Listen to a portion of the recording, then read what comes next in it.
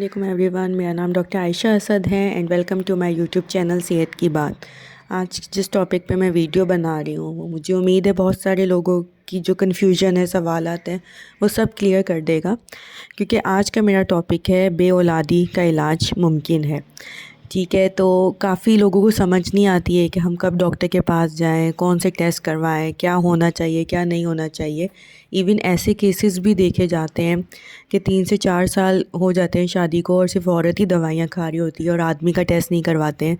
या फिर ऐसा भी होता है कि औरत ने अपना ही कोई टेस्ट नहीं करवाया होता, बस जिस डॉक्टर के पास जाती है वो एक लंबा सा पर्चा दवाइयों का बना देते हैं और वो बेचारी जो है हर महीने हज़ारों लगा के वो दवाइयाँ वो इंजेक्शन इस्तेमाल कर रही होती है।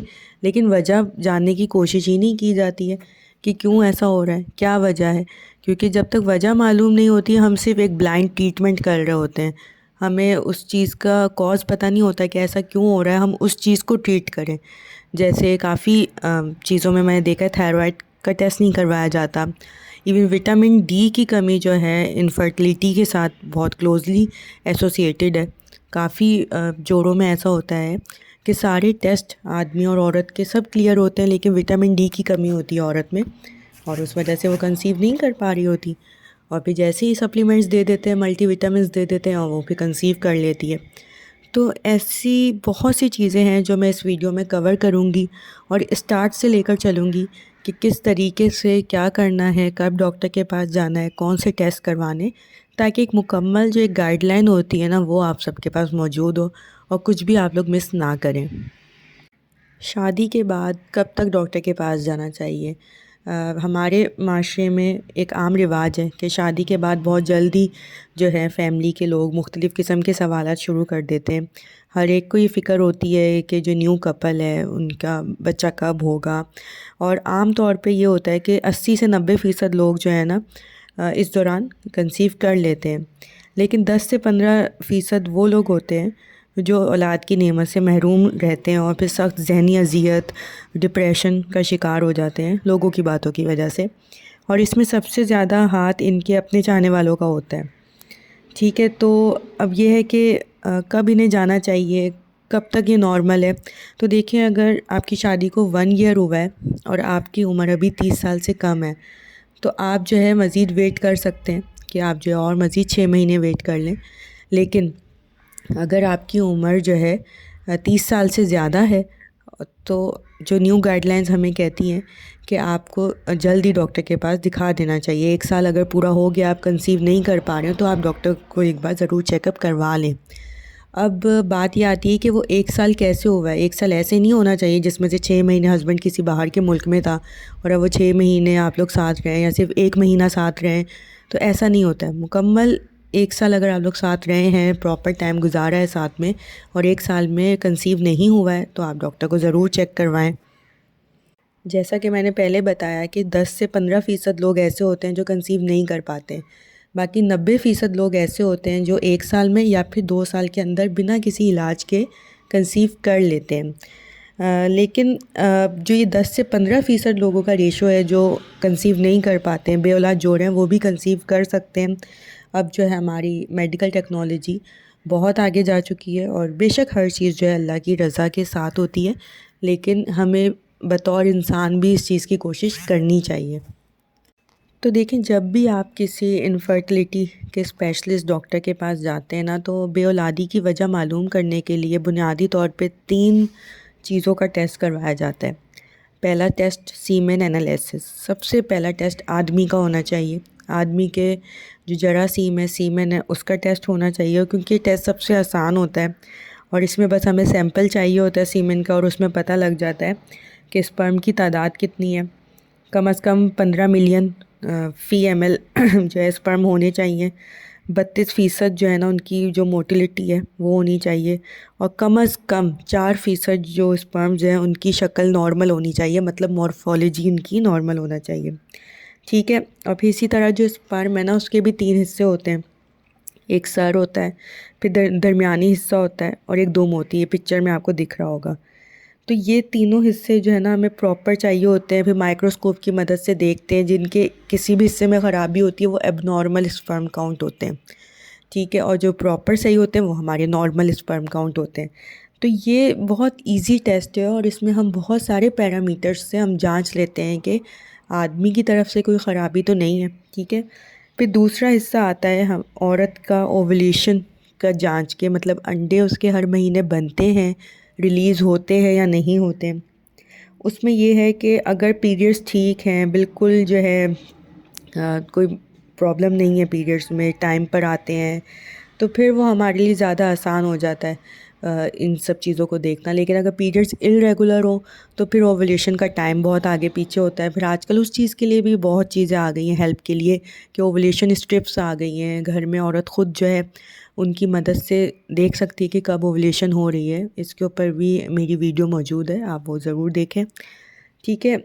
तो हर महीने एक अंडा बनना ज़रूरी होता है जिसका साइज़ इतना हो कि वो हमल करवा सके, ठीक है। अगर अंडे का साइज़ अच्छा नहीं बनेगा तो प्रेगनेंसी नहीं हो सकती है, ठीक है। या तो स्पर्म ख़राब हो या फिर अंडा ख़राब हो, प्रेगनेंसी नॉट पॉसिबल। अगर हो भी जाएगी तो वो आगे नहीं चल सकेगी, ठीक है। वो मिसकैरेज हो जाएगा या फिर ब्लाइटेड ओवम वगैरह, बहुत सारे मसले मसाइल होते हैं। तो जिस दिन माहवारी शुरू होती है वो पहला दिन कहलाता है, ठीक है। और अमूमन जो है ना 28 से 30 दिन की साइकिल होती है औरतों की। अब जो सबसे अच्छा टेस्ट जो हम जांच सकते हैं कि ओवुलेशन हो रही है या नहीं, ये है एक तो अल्ट्रासाउंड की मदद से 12वें दिन पे हम देखते हैं, फॉलिकुलर ट्रैकिंग करते हैं कि कितने अंडे हैं और क्या क्या साइज़ है, डोमिनेंट फॉलिकल कौन सा है वो हमें पता चल जाता है। फिर 21वें दिन पे प्रोजेस्टेरॉन का टेस्ट भी करवाया जाता है। उसमें पता चल जाता है कि अगर प्रोजेस्टेरॉन अच्छे हाई लेवल पे आता है तो इट मीन्स अंडा रिलीज़ हो रहा है, ठीक है। और इसके अलावा डे 2 जो होता है साइकिल का, जैसे मैंने बताया माहवारी के शुरू होने का दिन जो है वो पहला दिन होता है, और जो उसका भी दूसरा दिन होता है उसमें हम serum FSH, serum LH, serum prolactin और इस तरीके के और भी बहुत से टेस्टिंग हम करवाते हैं। थायराइड का टेस्ट भी करवाते हैं, किसी भी टाइम पे करवा सकते हैं। इन सारे हार्मोन्स का बैलेंस हमें चेक करना पड़ता है, ठीक है। अगर कहीं भी हार्मोन्स का इम्बैलेंस होता है तो फिर वो पॉलीसिस्टिक ओवरी, हार्मोनल इम्बैलेंस, फिर वो हम आगे हमारी जो है ना ट्रीटमेंट पे वो दूसरी तरफ निकल जाती है। तो इसलिए औरत के ये टेस्ट हो गए।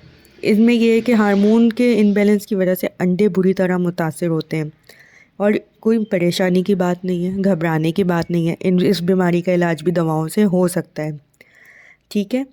अब ये है कि अगर बहुत ज़्यादा FSH बहुत ज़्यादा हाई आ जाए तो, और साथ में पीरियड्स भी ना हो रहे हों, तो फिर वो होता है कि प्रीमेच्योर ओवेरियन फेलियर की तरफ औरत चली गई, मतलब वक्त से पहले उसका अंडे बनने का निज़ाम ख़त्म हो चुका है। तो उस पे भी मैं इंशाल्लाह वीडियो बनाऊंगी और डिटेल में आपको उसका बताऊंगी। फिर उसका इलाज जो है दवाइयों से मुमकिन नहीं है, मेडिकली तौर पे फिर हम उसमें मज़ीद आगे कुछ नहीं कर सकते कि वो कंसीव कर सके।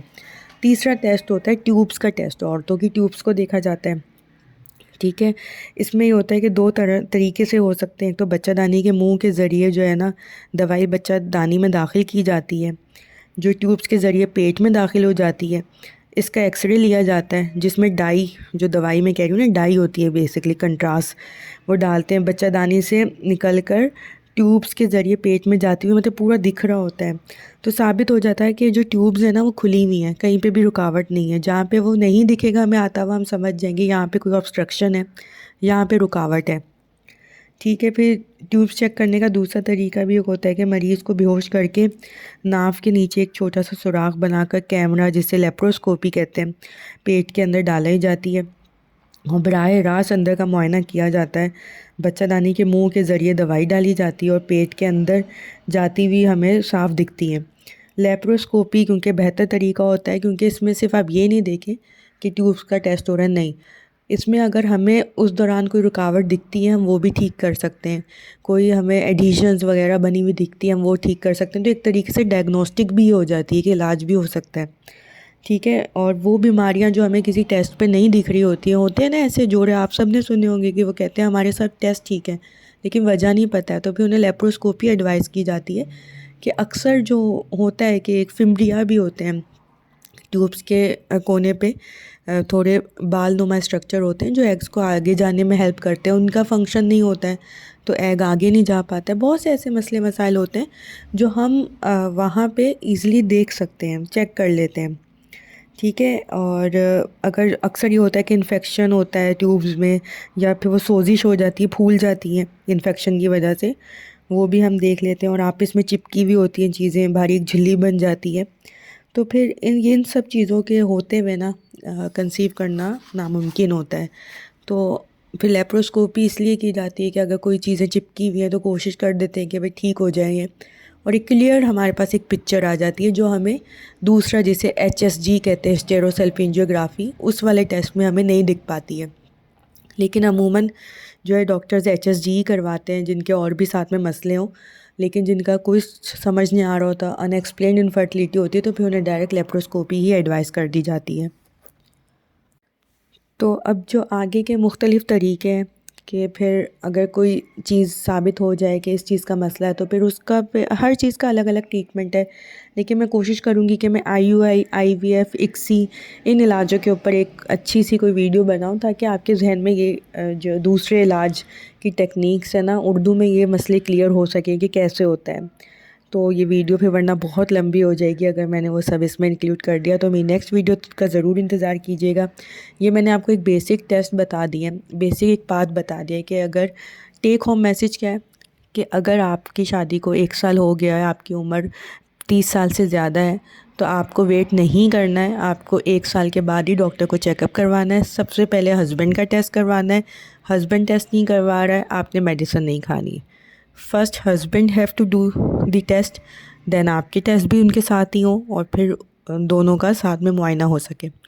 ठीक है, तो ये हमारी इस वीडियो का टेक होम मैसेज है। और क्या टेस्ट करवाने हैं वो मैंने आपको बता दिए, और इन सब टेस्ट में हम लोग क्या क्या चीज़ें जांचते हैं ये भी मैंने वीडियो में कवर कर ली है।